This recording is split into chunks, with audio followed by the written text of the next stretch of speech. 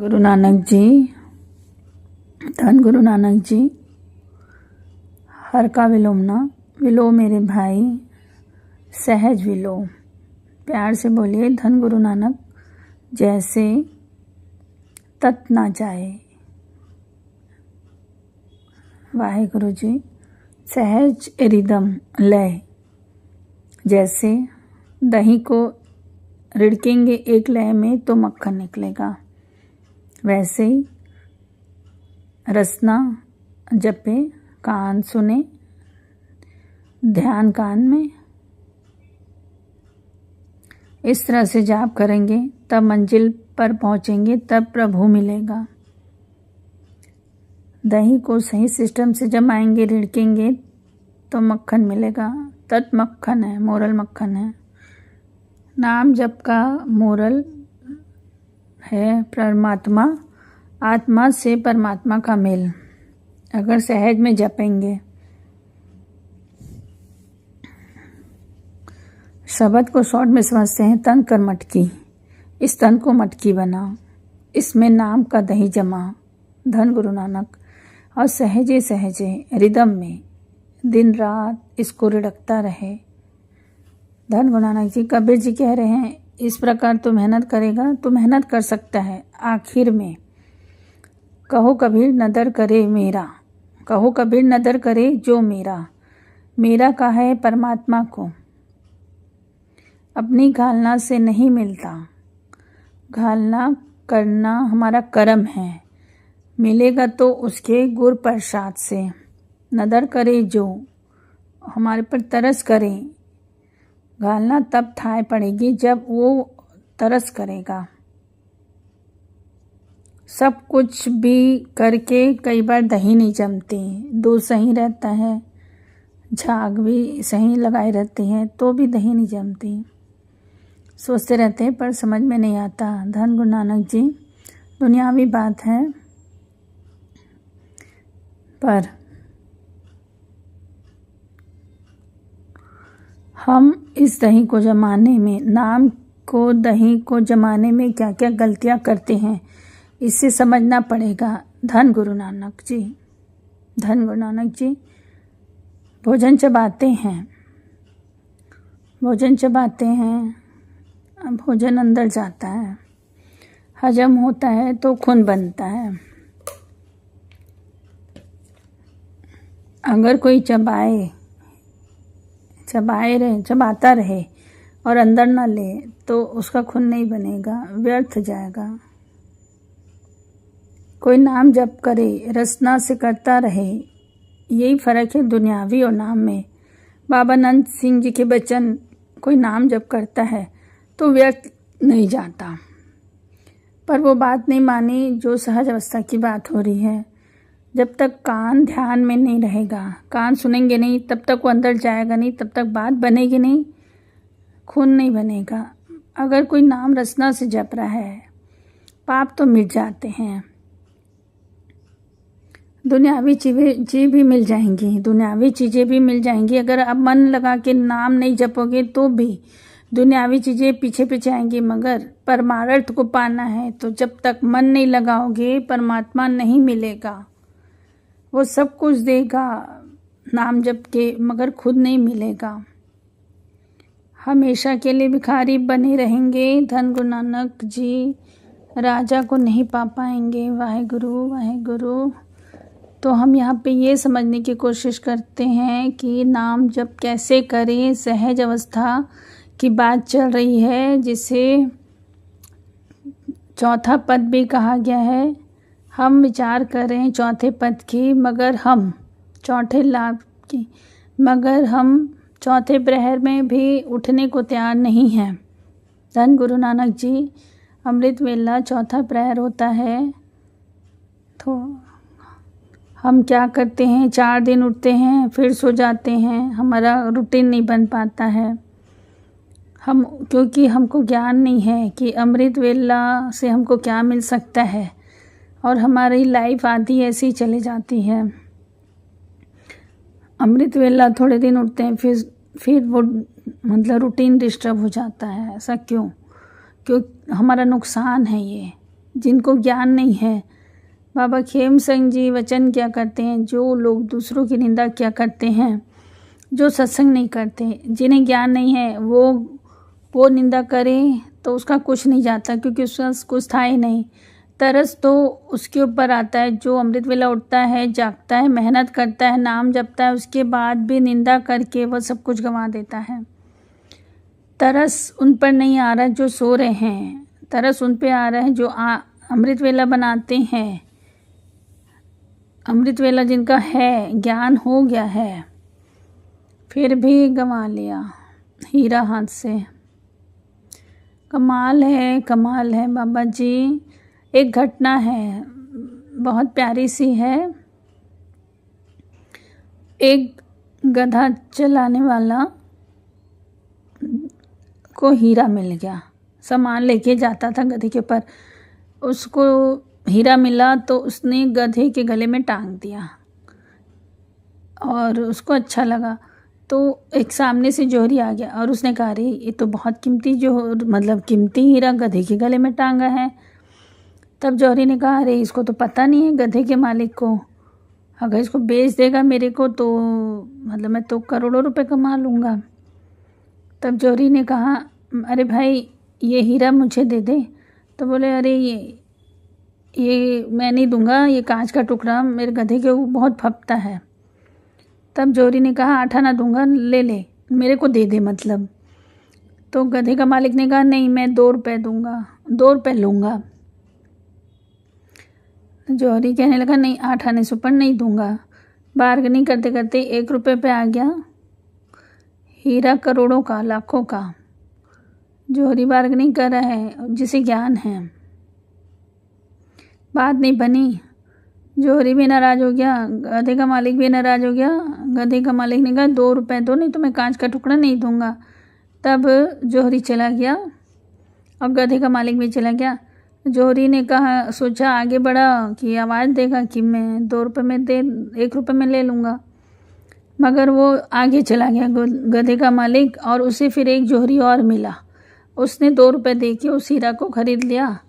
अब फिर जोहरी को लगा कि थोड़ा आगे बढ़ा तो मुझे तो ज्ञान है, ये करोड़ों का है, चल उसको तो मालूम नहीं, मैं 2 रुपये में ख़रीद लेता हूँ। जब वो गया तो देखा ही गधे के गले में हीरा नहीं था। तब उसने जोहरी गधे के मालिक को कहा, अरे तू कितना बड़ा गधा है, वो करोड़ों का हीरा को तो 2 रुपये में दे दिया। तब गधे का मालिक जोर जोर से हंसने लगा, बोला, गधा मैं हूँ कि तू है? मुझे तो ज्ञान नहीं था, मुझे कांच का टुकड़ा लगा मिलने, तो 2 रुपये भी बहुत हैं, मगर तुम्हें तो ज्ञान था, ये हीरा है, तूने कैसे 1 रुपये के लिए छोड़ दिया? धन गुरु नानक, धन गुरु नानक, धन गुरु नानक। हम अपने पे लेते हैं, ज्ञान हमको सब है कि अमृत वेला संभालेंगे, प्रभु मिल जाएगा, दुनिया की सारी शक्तियाँ हमारे चरणों में रहेगी, सारी संसार सेवा करेगी। नेम संभाल लो तो भी जाके सो जाए तो हम गधे ही हैं। धन गुरु नानक, धन गुरु नानक, धन गुरु नानक। उस धोबी और उस साहूकार में उस साहूकार में और धोबी में हमें कोई फ़र्क नहीं है। अगर हमको ज्ञान है कि अमृत वेला से हमको ये सब मिलेगा, तो भी हम सो जाएं तो हमारे और उसमें कोई फ़र्क नहीं है। धन धन गुरु नानक जी। नानक हर का विलोना विलोना मेरे भाई, सहज विलो जैसे तत् न जाए। धन धन गुरु नानक जी, धन धन गुरु नानक जी। कहे कबीर, नदर करे जो मेरा, ये पॉइंट सबसे इम्पोर्टेंट है। तेरी खालना से नहीं मिलेगा, चाहे तो किसी भी स्टेज से शुरू किया हो, चाहे रसना से जप रहे हो, तब भी मन में एक भाव हो, आप जपाए जपे सुनाओ, आप गवाए सो और गुन गाऊँ। आप जपा रहे हो तो हम जप रहे हैं, आप गवाए सो हम गा रहे हैं। वो ना चाहे तो हम जप भी नहीं सकते। धन गुरु नानक जी, ये भाव हर वक्त बना रहना चाहिए। ये भाव ही आपको आगे बढ़ाएगा, ये भाव ही आपको आगे तक पहुंचाएगा। ये भाव हटा तो परिस्थिति बदल जाएगी। चाहे किसी भी स्टेज में हो, ये भाव अगर बदला, अगर करता आ गया कि मैं कर रहा हूँ, तो अवस्था ख़त्म हो जाती है। धन गुरु नानक जी, ये गुरु प्रसाद है, 100% गुरु प्रसाद है। मैं नहीं कर रहा हूँ, वो मेरे से करवा रहा है, ये मान लो। वाहे गुरु, कर्म करते हुए नहीं कर्म करना है, मगर भाव ये कि मैं नहीं कर रहा हूँ, करता कोई और है। भाव निष्काम भक्ति ही सहज अवस्था तक पहुँचा सकती है। निष्काम कामना के साथ जपा हुआ नाम आपको सहज अवस्था में नहीं ले जा सकता। धन गुरु नानक कामना चाहे कोई भी हो, परिवार की, धन की कामना के साथ जपा हुआ नाम दुनियावी रह गया, सहज अवस्था की ओर नहीं ले जाएगा। सहज अवस्था की ओर बढ़ने के लिए चोट बहुत ज़रूरी है। जब संसार से चोट लगती है, विश्वास हटता है, तो गुरु की तरफ ध्यान जाता है। तब जपो नाम, उस अवस्था को बनाए रखे, भूले ना, उसका लाभ उठाए। प्रभु बस तू ही है। इस अवस्था में जपा हुआ नाम सहज अवस्था की ओर आपको ले जाता है।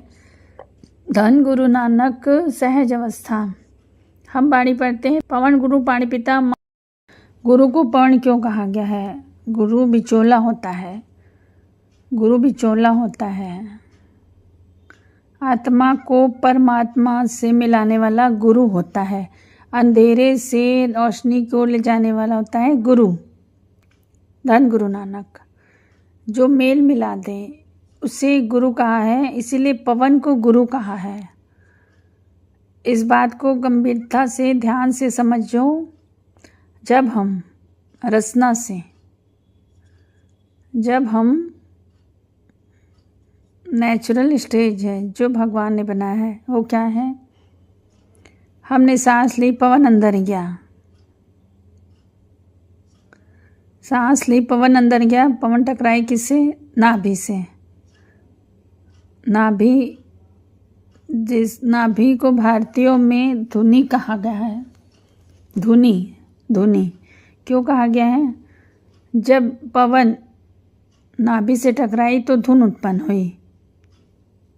आप बोल रहे हो जो हम बोल रहे हैं, ये हम गले से बोल रहे हैं लगता है, मगर ये धुन उत्पन्न होती है नाभि से। धन गुरु नानक जी, जब हम बोलते हैं तो नाभि हिलती है।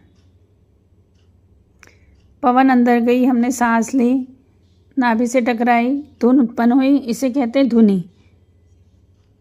इसी में से धुन उत्पन्न होती है। इस धुन को कहते हैं परा। बड़े ध्यान से सुनना। सहज अवस्था की ओर बढ़ना है तो इस बारीक पॉइंट को समझना पड़ेगा। श्वास अंदर गई, पवन अंदर गई, धुनी से टकराई, धुनी पहुंची मन के पास। धन गुरु नानक, अब मन में अक्षरों ने रोक लिया कि बोलना क्या है। धुन तो उत्पन्न हो गई, मगर अब उसको अक्षर देने हैं। डिसाइड कौन कर रहा है? मेरा मन।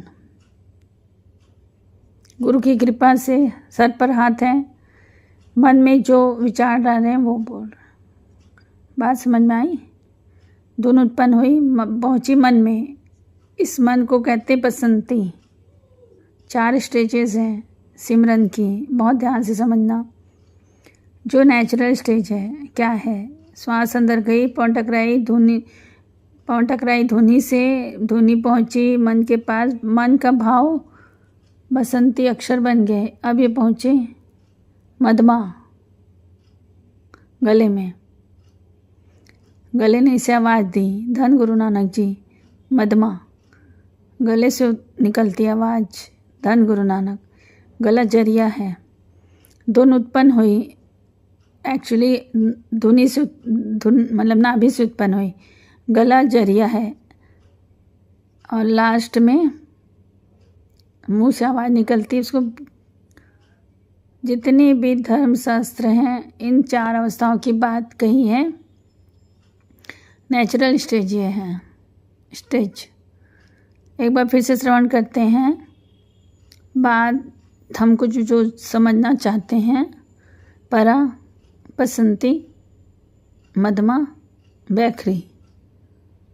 जब हमारी रचना नाम जपती है, कान सुने, ध्यान हो उसमें, तो उसमें कहते हैं बैकरी जाप, दास बैकरी जाप। इसका फल बहुत है। गावे सुने मन रखे भाव, दुख पर हरे सुख घर ले जाए। सारे दुख खत्म हो जाएंगे, सुख ही सुख आएंगे। घर का है हृदय को, घर सुख बसिया हृदय को कहाँ है। ये पहली अवस्था में दुख खत्म हो जाते हैं। धन गुरु नानक। अगर कोई ध्यान से जप ले, केवल जब ध्यान से कान से सुन ले, तो पहली अवस्था है बेसिक, जो हमारी अवस्था नहीं बनी, तो दुख यहीं खत्म हो जाएंगे। धन गुरु नानक। एक छोटी सी बात, दुख हम कैसे ख़त्म करेंगे? दुख कैसे ख़त्म करेंगे? दुख तो सबको है। हम दुखी होकर बहुत दिनों तक परेशान रहते हैं। संत लोगों का दुख 1-2 सेकंड का होता है। क्यों? काबू पा लेते हैं। समुंदर में लहर उठी, ख़त्म हो गई। और एक अवस्था ऐसा आखिरी में, जिसे सहज अवस्था कहते हैं, वहाँ दुख है ही नहीं। ये शुरुआती की बात कर रहे हैं। शुरुआत हो जाए, केवल यहाँ तक पहुँच जाए, दुख खत्म हो जाते हैं। धन गुरु नानक। भाव दुख महसूस नहीं होते, आते हैं जरूर हैं, पता ही नहीं चलता। धन गुरु नानक। दूसरी अवस्था, जब इंसान पहला स्टेज पार कर लिया, कान सुन रहे हैं, ध्यान वहीं पे है, बोल जबान रही है, जबान बंद हो गई, गले में सिमरन चल रहा है, होठ बंद हो गए, रसना भी बंद हो गई, सिमरन चल रहा है। इसे कहते हैं मधमा सिमरन। इसका फल 100 गुना ज़्यादा है जो मन में सिमरन करते हैं, मधमा में। उसके बाद सिमरन चलता है सांसों में ध्यान देके हृदय में। उसके बाद क्लास आती है, सांसों में ध्यान देते हैं। इस क्लास के आगे तो बसंती पर सिमरन शुरू होता है। जैसे बसंती पर सिमरन शुरू होता है, रिद्धि सिद्धियाँ आके आपके सामने खड़ी हो जाएंगी, शक्तियाँ हाथ जोड़कर खड़ी हो जाएंगी। 99% लोग जो नाम जपने के लिए जपते हैं, जो उद्देश्य रखते हैं प्रभु को, यहीं पे आके वो हार जाते हैं, टूट जाते हैं। यहीं पर अटक जाते हैं। बस रास्ता पकड़ा था प्रभु को मिलने का, यहीं पे अटक गए, चेले चपाटे बना लिए, दुनिया पूछने लग गई, आगे पीछे लोग घूम रहे हैं, लोग मिलने के लिए तरस रहे हैं, वो गिफ्ट ले लेके खुश हो रहा है। धन गुरु नानक जी माथे टिकवा रहे हैं, वाह वाह हो रही है, प्रसन्नता हो रही है। यहीं पे आके ख़त्म हो गया, प्रभु तक पहुंचा नहीं। इसीलिए दास बता रहा है, गुरु मेहर करे, एक दिन हमको ये अवस्था पाना है। हमको ज्ञान हो कि इस अवस्था में आके हमको यहाँ रुकना नहीं, अटकना नहीं है। बाबा नंद सिंह जी के वचन हैं कि अमृत वेला का समय, सामने शक्ति आके खड़ी हो गई बाबा नंद सिंह जी के पास, परेशान हो गए, आप जाओ यहाँ से, आप हो जा। वो बोल रहे हमको हुक्म दो, हम नहीं जाएंगे, किसका क्या अच्छा करना है, किसी का क्या बिगाड़ना है। बाबा नंद सिंह जी दौड़ पड़े हरनाम सिंह जी के पास, मुझे बचाओ, मत्था टेक के बोले बचा लो बाबा जी मेरे को। क्या हरनाम सिंह जी बोले क्या हुए? शक्तियाँ आके खड़ी हो गई, नाम जपने नहीं दे रही हैं। तो हरनाम सिंह बोले क्या हुआ, यही सब तो चाहते हैं क्या? तो बढ़िया है बोले। तो बाबा नंद सिंह जी बोले हमको ये शक्तियाँ नहीं चाहिए, मेरे को शक्तियों का मालिक चाहिए। वाह वाह बाबा जी वाह, हम लोग को भी ऐसे ही बना दो बाबा जी, हमको भी शक्तियाँ नहीं चाहिए, हमको आपसे मिलना है बाबा जी। हरनाम सिंह जी कहते हैं कि दुनिया इनसे भागती है, आप इनसे भाग रहे हो। धन गुरु नानक जी हरनाम सिंह जी बहुत प्रसन्न हो गए। आप मुख से जो बोलोगे, वो पूरा होगा, लोग आपके पीछे पड़ जाएंगे, बस यहीं पे रुक जाओगे, नहीं तो अभी सहज अवस्था आई नहीं है। सहज अवस्था भी बहुत दूर है। आखिर में 4थी स्टेज है, जो धुन है, वो धुन चले जाती है नाभि में। नेचुरल स्टेज है, नाभि से धुन सुनी शुरू होती है और लास्ट में वो नाभि तक ही जाती है। इस इस सिस्टम को जो उल्टा करके कर दे, जो मुख से शुरू होकर नाभि तक पहुंच जाए। जो भगवान ने सिस्टम बनाया है, हम मेहनत करके फिर रचना से हमको धुनी तक पहुंचाना है। अगर कोई कर ले तो कबीर जी कहते हैं कि वो बिना स्नान किए गंगा से गंगा स्नान कर लिया, मतलब सहज अवस्था में पहुंच गया वो।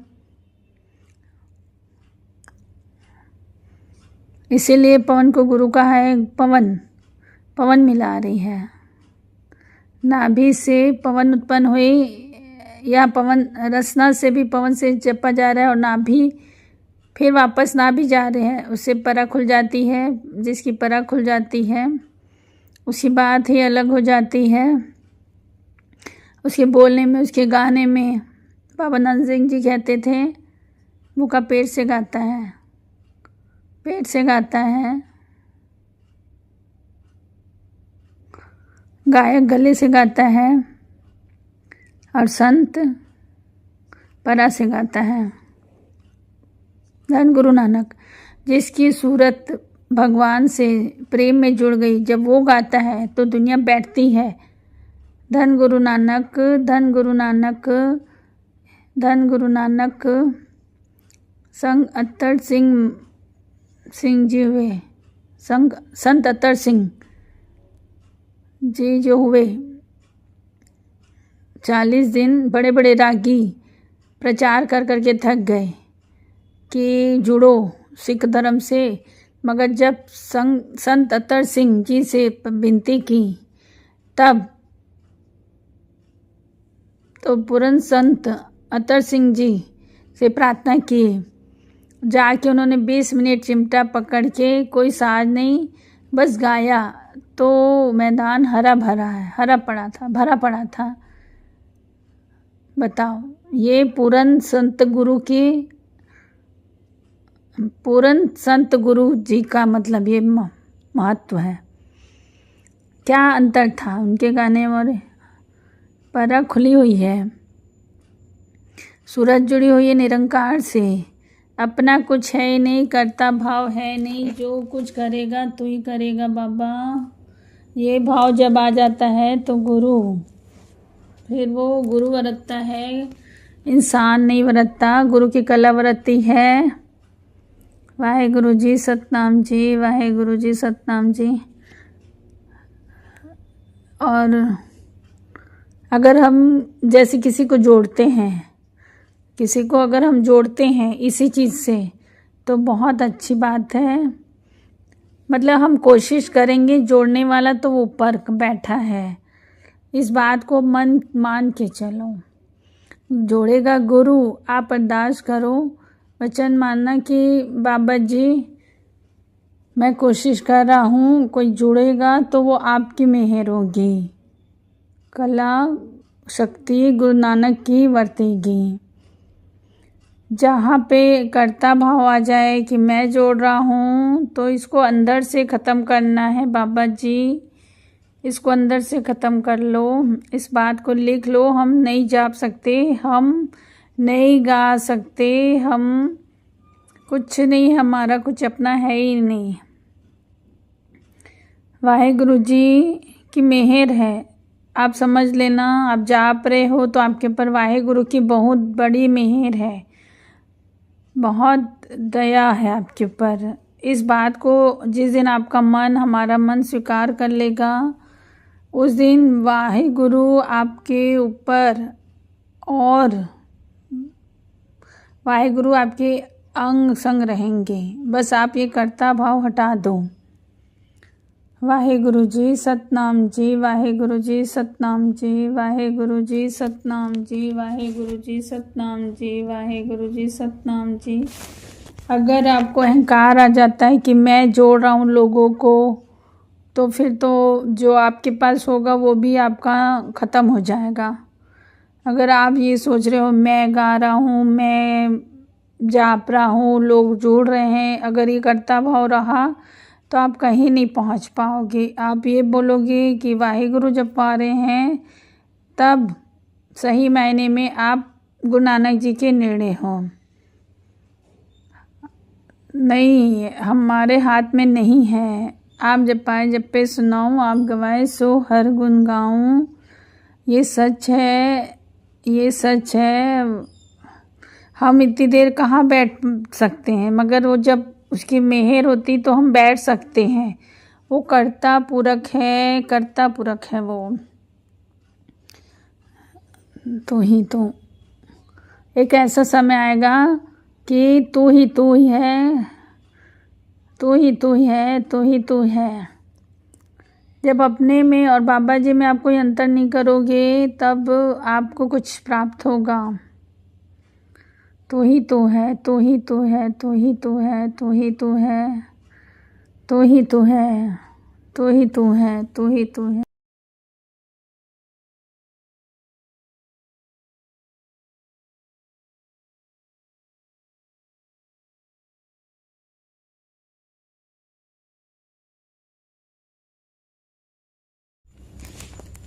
अब ब्रह्मज्ञानी गुरु नानक जी के ब्रह्मज्ञानी के बारे में थोड़ा जानते हैं। ब्रह्मज्ञानी कैसे बनते हैं? हमको तो कुछ ज्ञान नहीं है, नॉर्मल ज्ञान भी नहीं है।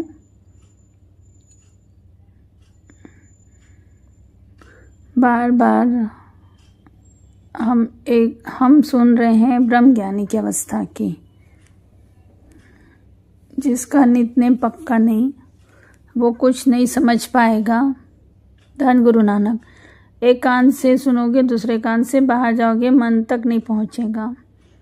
अगर इस ज्ञान को, गहराई को पकड़ना है तो जो दो चीज़ें बहुत ज़रूरी है।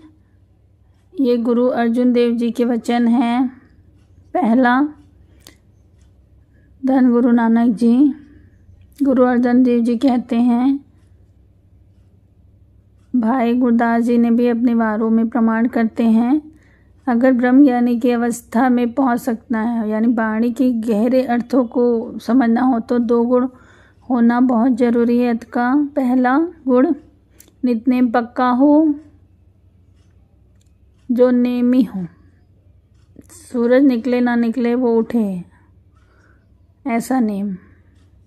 दूसरा, माता पिता का सत्कार करता हो। जो इंसान कितना भी जप ले, जो अपने माता पिता का सत्कार न करे, वो ब्रह्म ज्ञानी क्या कॉमन ज्ञान भी हासिल नहीं कर पाएगा।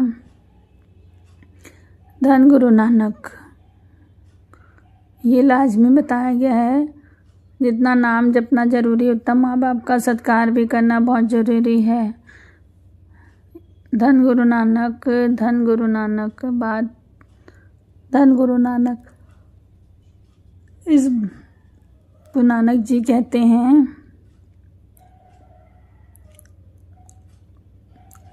कितनी अचरज की बात है। मर्द और स्त्री का मेल होता है जिससे बालक का जन्म होता है। बहुत ध्यान से समझना जी। वैसे तो पढ़े लिखे लोग हैं, और आज भी हमारे समाज में ऐसे मूर्ख हैं कि क्या बताऊं। वाहेगुरु जी, वाहेगुरु जी, वाहेगुरु जी, वाहेगुरु जी, वाहेगुरु जी। पुरुष और स्त्री के बीच मेल से बालक का जन्म होता है। गुरु नानक जी कहते हैं ये ब्रह्म ज्ञान है, इसको ध्यान से सुनना।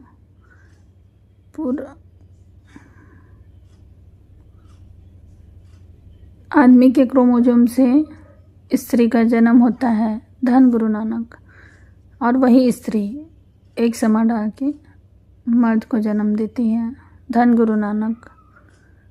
इसको गहराई से पकड़ना, बात का मतलब कहीं और मत ले जाना। दुनियावी पहलू से समझा रहे हैं। स्त्री और मर्द का मेल होता है,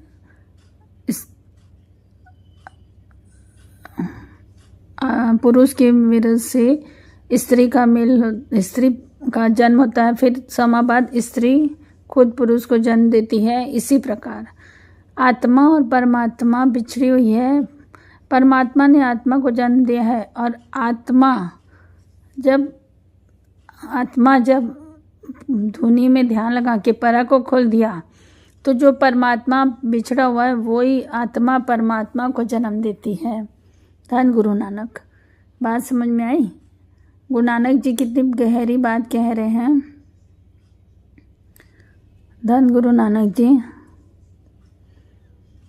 बुद्धि छोटी है, अब बात समझाना नहीं आ रहा है, बाकी आप समझ गए होंगे कि ब्रह्म ज्ञानी का ज्ञान हम ले रहे हैं। वाहेगुरु जी, सतनाम जी। परमात्मा से अलग होकर आत्मा का जन्म हुआ। जब आत्मा का धुन में ध्यान हो जाए, आत्मा को ध्यान लगाना आ जाए, तो वो परमात्मा को जन्म दे सकती है। छोटा सा पॉइंट ये है कि सामाजिक पॉइंट है, बहुत लोगों को ज्ञान मिल जाएगा। एक लेडीज हमारे पास आई, वाहेगुरु बुलवा रहे हैं, कोई कारण होगा। एक लेडीज आई, एक माता आई, कहती है आत्महत्या करने का मन करता है इतनी कम उम्र में। तो बोली क्या हो गया? 23 साल की होगी। कहने लगी मेरे सास ससुर, मेरे पति मेरे दुश्मन बन गए। पति पहले प्यार करता था, अब पिटता है। तो पति ने कहा शराब पीता है? बोले नहीं, सब कुछ ठीक है। मैंने 3 लड़कियों को जन्म कर दिया, पैदा कर दिया, तो वो मुझे कटाक्ष करते हैं, टॉन्ट करते हैं, चिढ़ाते रहते हैं, मुझे हैरेस करते हैं। तो एक लड़के को जन्म नहीं दे सकती। आज के ज़माने में देखो दुनिया कहाँ खड़ी है, क्या सोच है, घटिया सोच है। और यह अज्ञानता का कारण है, क्योंकि कभी कि लड़की भी पैदा हो चाहे लड़का हो, वो इसमें स्त्री का कोई दोष नहीं है। साइंस को समझे तो स्त्री का कोई दोष नहीं होता है। स्त्री में सिर्फ एक्सोजोन क्या होता है पता नहीं, स्त्री का कोई रोल नहीं है। ये सब पुरुषों के हाथ में ही होता है जो भी। तो क्योंकि साइंस की दृष्टि से देखा जाए तो स्त्री के हाथ में कुछ नहीं है, बेटा हो या बेटी हो। मगर जब लड़कियों का जन्म हो जाता है तो लोग पूरा ससुराल वाले उसको कोसने लग जाते हैं। आज भी इतने पढ़े लिखे हैं, 21 सेंचुरी में है तो भी, जबकि बेटियां ज़्यादा अच्छी होती है। शादी के 50 साल बाद भी उनका वो अपना माँ बाप का मायके का ध्यान रहता है।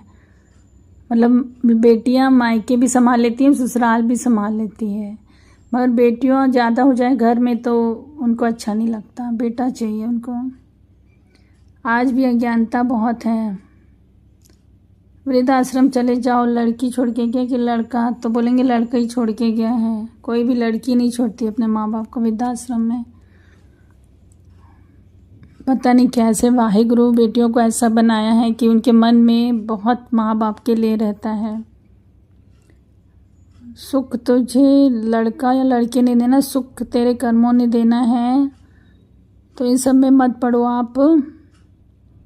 हमें ब्रह्म ज्ञानी को समझना था, ब्रह्म ज्ञानी कैसे बनते हैं, बहुत डीपली टॉपिक है। तो भी मैंने सत्संग सुन के बस जो समझ में आया मैंने सुनाया है। ये बहुत डीपली सब्जेक्ट है और हार्ड भी है। मेरे को नहीं लगता कि कोई इस अवस्था तक पहुंचने में इंटरेस्टेड होगा, मगर कोई अगर इंटरेस्टेड होगा तो बहुत अच्छी बात है, इसको सुन लेना सत्संग को। आज भी ऐसा नहीं है, आज भी महापुरुष हैं, आज भी ब्रह्मज्ञानी हैं, बहुत हैं। आपको ज़्यादातर ब्रह्मज्ञानी अमृतसर के गोल्डन टेम्पल में मिल जाएंगे, बहुत मिल जाएंगे, बहुत। और गुरु की कृपा हो तो अवस्था मिलती है जब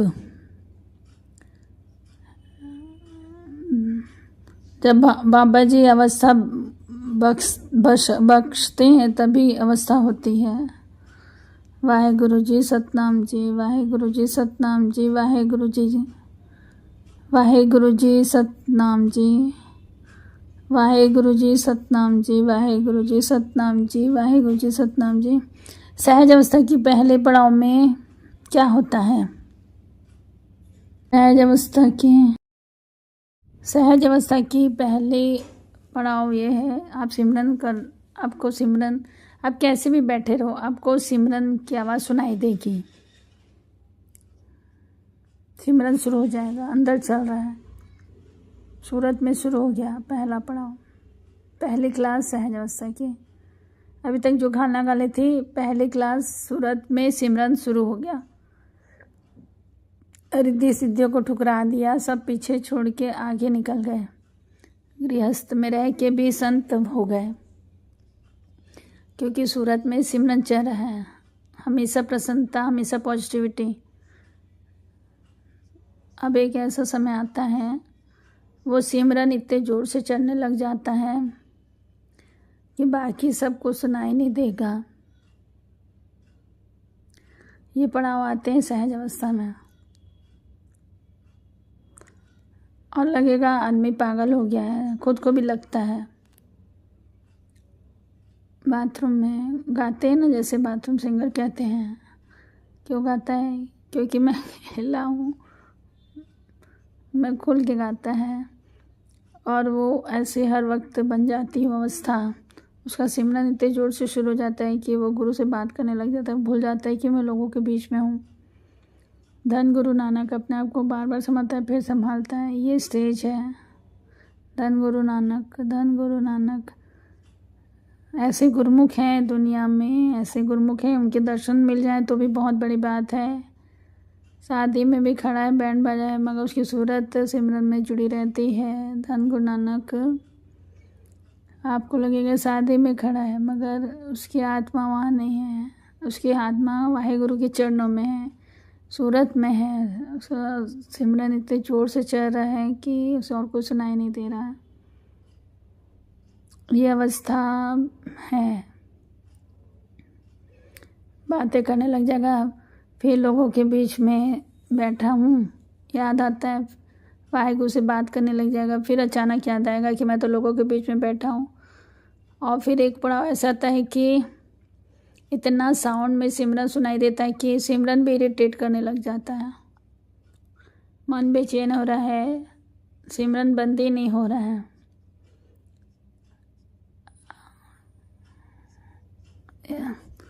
इतने जोर जोर से सिमरन चलता है। वाहेगुरु जी, सतनाम जी, धन गुरु नानक जी, धन गुरु नानक जी, धन गुरु नानक जी। ऐसे लोगों की अवस्था है। यहाँ पर एक कन्फ्यूजन हो जाता है कि टूट जाता है। आधे लोग वहाँ रिद्धि सिद्धियों में टूट जाते हैं, आधे लोग यहाँ पे टूट जाते हैं, परेशान हो जाते हैं, दिमाग हल गया है, चैन नहीं आ रहा, और डर के सिमरन करना छोड़ देते हैं। मन भटकाते हैं कि बंद हो, चैन नहीं आ रहा। अब यहाँ पे संतों महापुरुषों की कि क्या हो रहा है वो बताते हैं हमको, नहीं तो आदमी टूट जाएगा। पहले वहाँ टूट जाएगा, अब पूर्ण महापुरुषों की संगत प्राप्त नहीं तो कौन बताएगा कि आगे क्या होने वाला है। कोई भी टूट जाएगा, मगर जिसे संगत प्राप्त है, एक बड़े प्यारे गुरुमुख, उनको ये अवस्था मिल गई। अब जब ये अवस्था मिल गई तो समझने हो क्या हो रहा है। पहुंच गए संत अत्तर सिंह जी के पास, जाकर कहते हैं ये अवस्था है, क्या हो रहा है समझ नहीं आ रहा। कहने लगे, गुरु की अपार कृपा है तुझ पर, जो कुछ घालना घाली है, पता नहीं कितने सालों से, अब तेरी स्थिति बनी हुई, सिमरन बंद नहीं हो रही, तू चाहता है तो भी बंद नहीं हो रहा है। गुरु की अरदास कर, सहले कुछ समय बाद ये सिमरन बंद हो जाएगा। तो कहने लगा सिमरन बंद हो जाएगा तो लाभ क्या। फिर तुझे, तब अत्तर सिंह ने कहा तुझे अगली अवस्था का पता नहीं। अब संत अत्तर सिंह जी मिल गए तो बच गया, नहीं मिलते तो वो टूट जाता। कौन बताए, जो रास्ता तय कर चुका वही बताएगा। जो मैं बातें हम कर रहे हैं वो अवस्था हमारी आन है कि होगी कि नहीं पता नहीं। आनंद ले लो, कम से कम सोच तो सकते हैं कि हम मतलब कैसे, क्या ये सहज अवस्था की साखी, ये सहज अवस्था की साखी है। आज उसका सत्संग का टॉपिक था, ये अवस्था पाने के लिए महापुरुष लोग कितनी घालना घालते हैं, तब वाहे गुरु हमारे पर कृपा करते हैं। इस रास्ते में चलना सौखा नहीं है, मगर कोई चलना चाहे तो मंजिल पा सकता है। और यहाँ एक बात और मैं कहना चाहूँगी कि गुरु से अगर आप दीक्षा लेते हो तो ये अवस्था सहज आपको प्राप्त हो जाती है। ये जो शोर वाली अवस्था है, जब गुरु नदर करते हैं तो ये अवस्था तुरंत आपको प्राप्त होती है। बस शर्ते उसके बाद आपको गुरु के रास्ते पे आपको चलना है, तब आप दीक्षा लो। क्योंकि ये अवस्था मैं अच्छे से जानती हूँ कि गुरु जब दीक्षा देता है तो ये अवस्था सहज आ जाती है। मगर उसके बाद ये बहुत ज़रूरी है कि हमारी जिम्मेदारी कि हमको गुरु के दिखाए हुए रास्ते पे चलना है। अगर कोई चाहता है ऐसा तो नामदान दीक्षा ले सकता है वाहेगुरु जी से, व्यास वाले बाबा जी से। हमने दान लिया है, बाबा जी मेरे पर मेहर किए तो वाहेगुरु जी की दया से। मगर इसमें क्या होता है, इंसान थोड़े दिन तो चल लेता है, फिर वो घर गृहस्थी में वो सब भूल जाता है। वैसे ही शोर मचता है, शुरू आपको नज़र होगी तो, मगर उसको शोर को बंद कर देता है फिर वो इंसान, क्योंकि वो सह नहीं पाता उस शोर को। आप नाम दान लेके आओगे तो ऐसे ही शोर होता है, मगर वो शोर को इंसान कहीं ना कहीं कैसे न कैसे बंद करना चाहता है, क्योंकि वो सह नहीं पाता है उसको। वो बहुत कठिन है, क्योंकि कोई गुरु शिक्षा दे देता है, उसके बाद वो उसको खुद ही करना है, सफ़र खुद तय करना है। तो वो उसके ऊपर है कि वो कैसे एक्सेप्ट करता है उस चीज़ को। ये आज भी है, अवस्था है। महापुरुष जो गुरु है आपको जो शिक्षा देगा, अगर आप लेते हो तो आपको ये अवस्था प्राप्त हो सकती है। गुरु से बहुत जल्दी आपको ये अवस्था प्राप्त हो सकती है, क्योंकि गुरु को ये आशीर्वाद मिला है वाहेगुरु से। धन धन गुरु नानक जी। ये बहुत सहज अवस्था वाला सत्संग था, मैंने सुना, आप भी सुनो कम से कम। चलो ठीक है, हम परिवार वाले हैं, मगर ऐसे भी बहुत लोग दुनिया में हैं जो इस अवस्था में चल रहे हैं और पहुंच चुके हैं। धन धन गुरु नानक जी। जो सही मायने में वाहेगुरु से दर्शन करना चाहते हैं वाहेगुरु की, तो ये अवस्था बहुत अच्छी है फिर उन लोगों के लिए। धन धन गुरु नानक जी।